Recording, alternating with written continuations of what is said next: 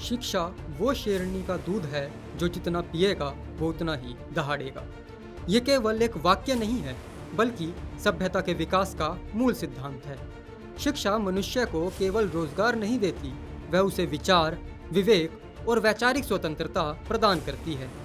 21वीं सदी, जिसे ज्ञान और नवाचार की सदी कहा जाता है, उसी के हाथों संचालित हो रही है, जिसके पास सशक्त शिक्षा व्यवस्था है। आज भारत जैसे विशाल और युवा राष्ट्र के सामने सबसे बड़ा प्रश्न यही है कि क्या हम शिक्षा को सचमुच अपनी प्राथमिकता बना पाए हैं, या वह केवल नीतिगत दस्तावेजों तक सीमित रह गई है।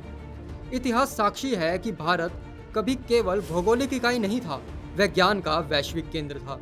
नालंदा विश्वविद्यालय और तक्षशिला विश्वविद्यालय जैसे शिक्षा केंद्रों में विश्व के अलग अलग देशों से विद्यार्थी अध्ययन करने आते थे।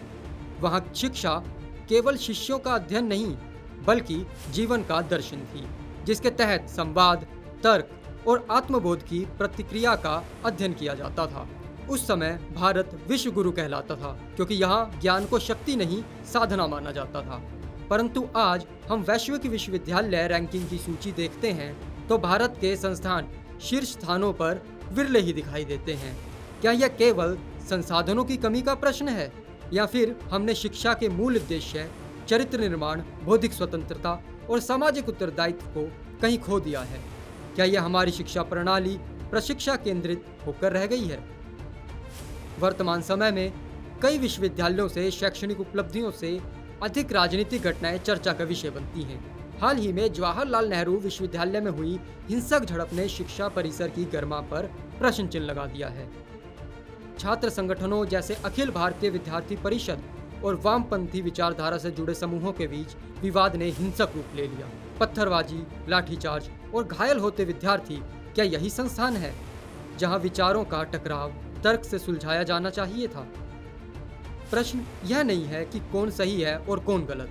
प्रश्न यह है कि क्या विश्वविद्यालय वैश्विक युद्ध भूमि बनते जा रहे हैं? क्या असहमति का अर्थ अब शत्रुता हो गया है?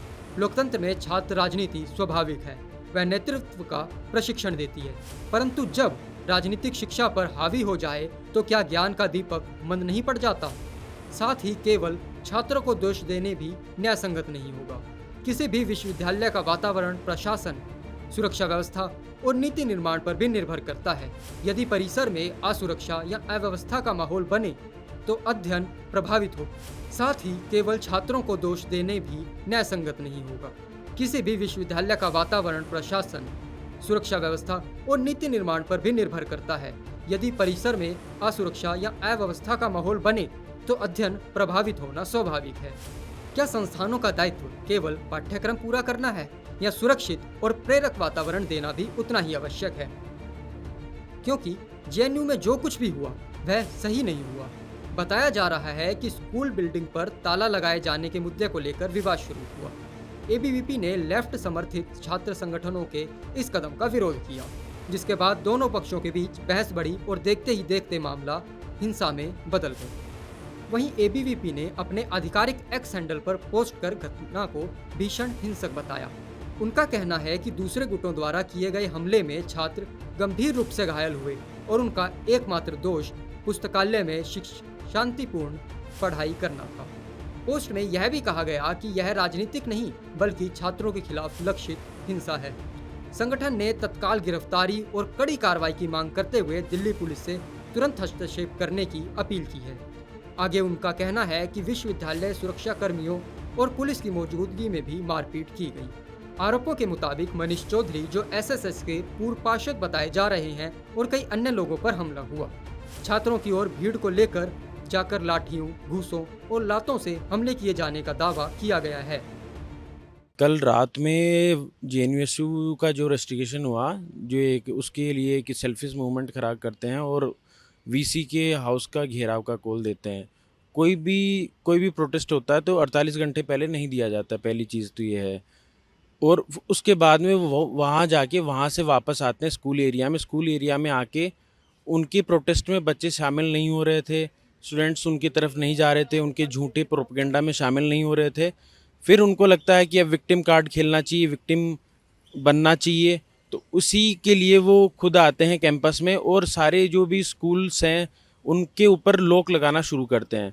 तो उसी दौरान कुछ विद्यार्थियों के साथ वो बदसलूकी करते हैं, मारपीट करते हैं और पत्थरबाजी करने लगते हैं ताकि विक्टिम बने। और उसी की सूचना हमें मिलती है कि हमारे जो जूनियर है, हमारे साथ पढ़ने वाले जो स्टूडेंट्स हैं, उनको वहाँ पर पत्थरबाजी हुई है, उनकी चोट लगी है। उसी के लिए हम वहाँ पहुँचते हैं और देखते हैं तो वो जो उनकी आइडियोलॉजी से जो लीन नहीं करते, उनको पकड़ पकड़ के जो कॉमन स्टूडेंट्स है जो वहाँ पर वीडियो बना रहे हैं उनके जो पत्थर फेंकने का या जो भी हुड़दंग हिंसा कर रहे हैं, तो उनका फ़ोन छीनने का काम करते हैं। और उसी के साथ में वो ये करते हैं कि जो सिलेक्टेड लोगों को पीछे जाते हैं और पकड़ पकड़ के उनको मारने का 30-30 40-40 लोग एक मॉब बना के जाते हैं। और उसको जेएनयूएसयू के जो मेंबर्स हैं वो लीड करते हैं। दाऊद, दानिश अली, प्रियंजन जो एसआईएस का भी काउंसलर है, उसके साथ अलग अलग जो नए नए काउंसलर्स हैं और वो उसको लीड करते हैं। और उसी में आप देखेंगे कि मेरे ऊपर कम से कम 70 से 60 लोगों ने हमला किया और उसमें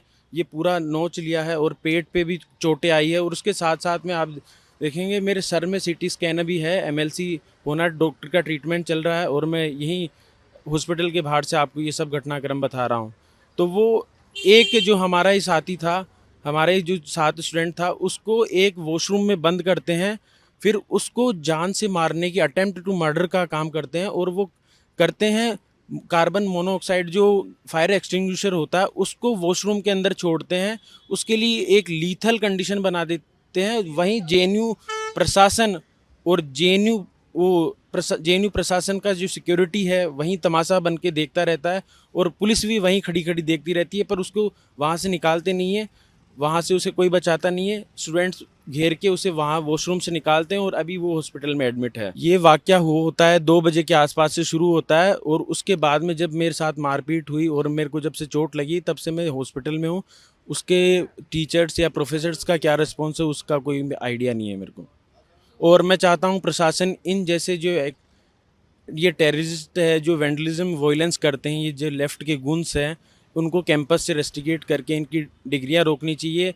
जो कॉमन स्टूडेंट्स के ऊपर पत्थरबाजी करते हैं, उनको मारपीट करते हैं, आप देख सकते हैं साफ साफ चेहरे पर क्या किया है, नोच के दिया है, पूरे सर पे चोट लगी है। हाँ, लड़कियां भी शामिल है उसमें। उन्होंने इवन लड़कियों को, चाहे स्टूडेंट कोई भी बीए का हो, पीएचडी का हो, इवन वो उनके थॉट्स या उनके आइडियाज़ से अलाइन नहीं करता तो उन्होंने एक एक को दौड़ दौड़ के पीट पीट के मारा है।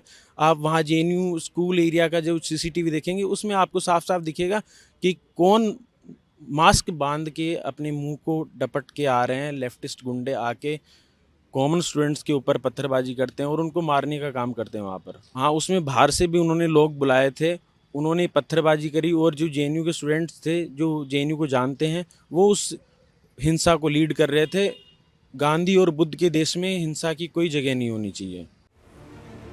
लेकिन अंत में प्रश्न हमारे सामने खड़ा है, क्या हम शिक्षा को शेरनी का दूध समझकर उसका सम्मान करेंगे या उसे केवल प्रतिस्पर्धा का साधन मानकर सीमित कर देंगे?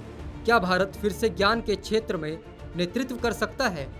उत्तर हमारी नीतियों में नहीं, हमारे सामूहिक संकल्प में छिपा है। यदि हम शिक्षा को राष्ट्र निर्माण का आधार बना दें तो वह दिन दूर नहीं जब भारत केवल अतीत की स्मृतियों में नहीं, वर्तमान की उपलब्धियों में भी विश्व गुरु कहलाएगा।